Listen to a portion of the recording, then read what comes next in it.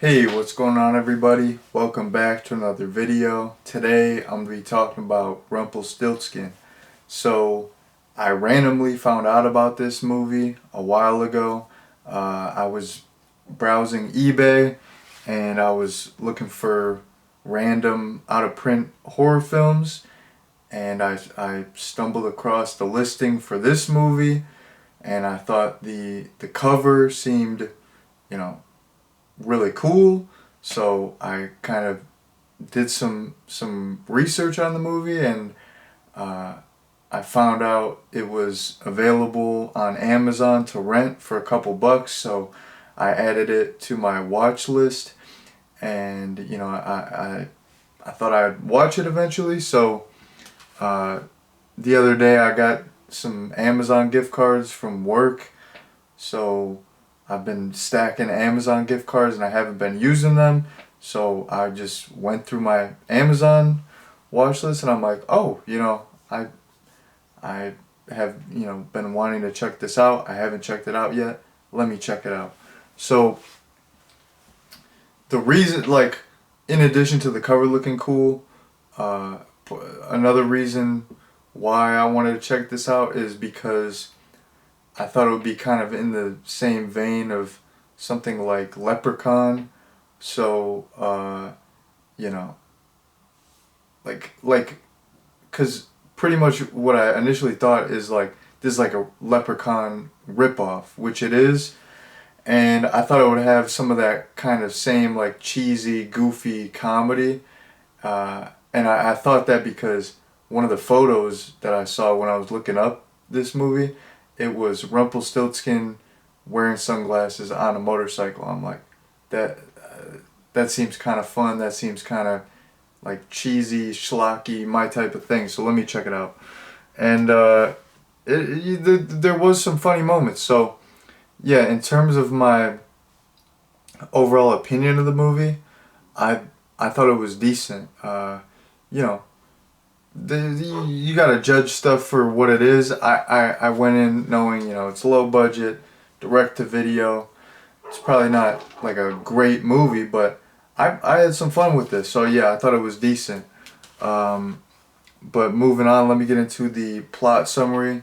So the movie centers around this woman named Shelley. She's a recent mother, and her husband recently passed away. So she goes to this antique shop and she finds this little statue, and the statue actually houses Rumpelstiltskin. So when Shelley gets back to her house, she makes a wish. She's like, I wish my husband would come back and could see our baby, because her husband died before he ever got the chance to see the baby. So she's like, I wish he could see our baby. I wish he could come back. And this wish brings Rumpelstiltskin back. So the throughout the whole movie, Rumpelstiltskin is pursuing Shelley and trying to steal her baby, because Rumpelstiltskin does not have a soul, and he has to, you know, snatch up a newborn baby in order to steal the newborn baby's soul. So yeah, basically Rumpelstiltskin is just trying to steal Shelley's baby so he can get a soul. And that is the basic plot summary. So something interesting about this movie that I found out is that, like I said, it's a Leprechaun ripoff, but actually the director for Rumpelstiltskin, who actually co-wrote Rumpelstiltskin as well, he was involved in pre-production for Leprechaun 2, but this movie got greenlit, so he chose to do this movie instead, because he probably had a bigger role in this. Maybe he wasn't directing Leprechaun 2, and this was an opportunity for him to either make more money or have more to do or advance his career, so he took this. But I thought I thought that it was interesting that there's that Leprechaun connection, because I thought this movie, you know, pretty much was a Leprechaun ripoff. So it's interesting that the guy who directed it and co-wrote it was involved in a movie in the Leprechaun franchise as well. So I thought that was fun, and I thought I would point that out. Um, in terms of stuff that I liked about the movie, like I said, the main thing that I wanted to see going in was some comedy, and this did have quite a bit of comedy, and the comedy really worked for me. Some fun moments that I liked were, so basically Shelley would always hit Rumpelstiltskin with her car, and it was really funny, like really comical. It almost reminded me of in Scary Movie 3 when the main girl in that keeps like hitting that kid with her car accidentally. It was like that. It was just like so slapstick, so funny. I don't think it was meant to be funny in this, but I thought it was funny. Basically the leprechaun, I mean not the leprechaun, basically Rumpelstiltskin in this, he doesn't have a soul, so he can't die. So like you could just do anything to him and he'll live. So he'll get like stabbed in the head and live, and it's absolutely it's hilarious. Like he's on this motorcycle at one point. He just like completely wipes out.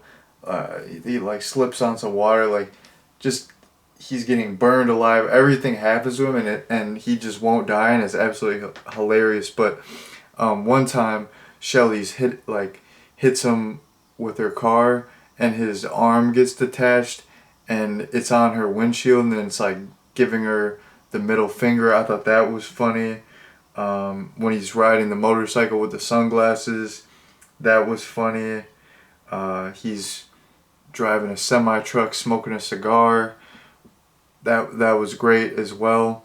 And there's like a lot of cigar smoking in this movie. Like the woman who owns the antique shop, she's smoking Macanudos, which I that's like one of my go-to brands. My dad really likes that brand, so I thought it was cool to see that brand in the movie. Like I don't know how were they sponsored by Macanudo? I don't know. That would be cool, but probably not. They probably just got away with it. And then there's this one. A lot of the dialogue was funny too, surrounding Rumpelstiltskin, where he like one time. This is one piece of dialogue that I really like. Like he was talking about like stealing Shelley's baby, and he's like, "Oh, I want your baby. Why don't you just make another one?" That I thought that was pretty good. And there was like a lot of like fish out of water stuff where he's from the 1400s, but he's in the 1990s, so he'll call cars like a carriage without a horse and stuff like that. So I thought all that was good.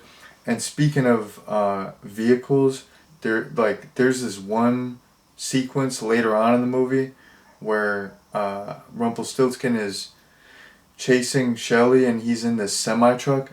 That was great. Eventually, he's chasing this other character, Max, and Max is in a little dune buggy, and Rumpelstiltskin is in the semi truck. That was great, and it ends in this giant explosion. Fantastic. And that's kind of reminiscent of the Leprechaun movies as well, because especially in the first couple Leprechaun movies, the Leprechaun is always riding around in these crazy, wacky vehicles. So you gotta have Rumpelstiltskin posted up in the semi truck, on the motorcycle, all that. It's very reminiscent of the Leprechaun movies, and very funny. It's just, I don't know, you just wouldn't expect to see Rumpelstiltskin rocking sunglasses, riding a chopper motorcycle. It's silly. I think the makeup for Rumpelstiltskin looked really good. He's all like scarred up, and he's got all these stitches, and he's got these really sharp teeth. I thought his makeup looked really good. And this isn't really like a gory or a bloody movie. I don't really think it's supposed to be, but there's this one instance where Rumpelstiltskin rips off his own head, and then like extends his arm forward and bites this guy's neck and kills him. I thought that was like a super creative kill, and it's funny because you do see like his face after, like on his decapitated head, and it's like the fakest looking decapitated head ever. So I mean, that was awesome. I'm all for it. So that was phenomenal, phenomenal kill, and fakest head ever, awesome. Um, and then some of the atmosphere in this movie was good too. Most notably, in the climax of the movie, the climax of the movie takes place at this graveyard, and it's like this gothic style graveyard. It's like kind of in this woodsy area. There's all this fog. There's this like blue lighting going on. Just the graveyard setting. A graveyard setting is a great setting in any horror movie, but this graveyard really looked good. It was just spooky, creepy, perfect backdrop for a horror movie, and a great setting for the final showdown. So I really liked some of the atmosphere too. Not like that was the last point I wanted to get into. So now I'm gonna get into my recommendation and head out. Uh, in terms of a recommendation, I don't know. Like even though I thought this was decent, I don't know if I would recommend like renting it, like paying money for it and sitting through the whole thing, because there was some cool stuff going on and there were some fun moments, but overall, like as an entire piece of work, I don't know if it's like if the whole movie could like really holds your attention. Like I was like bored a lot of the time. Even like I said, I did like a lot of stuff, but overall, like I was bored a lot of the time. I didn't really care about the characters. I didn't care about the story. I kind of zoned out at various points in the movie. So even though I had a decent time with this, I would not recommend it. I would say just find some clips of it on YouTube. Find the clips of Rumpelstiltskin riding the motorcycle, and you're good. So that has been my recommendation, and that has been my review of Rumpelstiltskin. Thank you all very much for watching, and peace out.